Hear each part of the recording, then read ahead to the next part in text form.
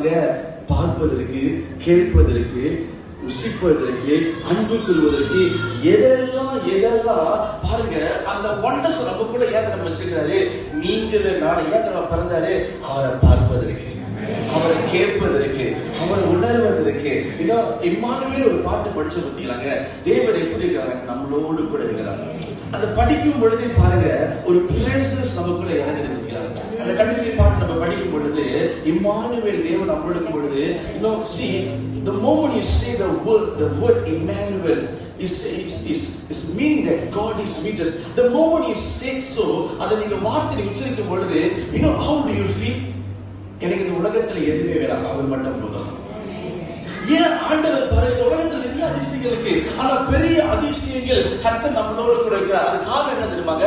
அவன் தேவனை பார்த்து, தேவனை ஒரு காலம் கண்டதில்லை, பிதாவின் மடியில் இருக்கிற ஒரே பேரான குமாரனே அவங்களை வெளிப்படுத்தி இருக்கிறார். தேவனை ஒருவனும் ஒரு காலம் கண்டதில்லை. Is invisible God.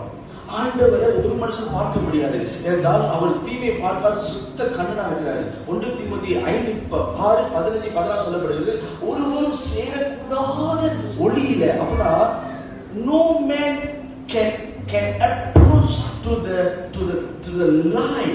It is living in the light where no man can enter into it. அந்த தேவனை பார்ப்பதற்கு ரொம்ப கஷ்டம்.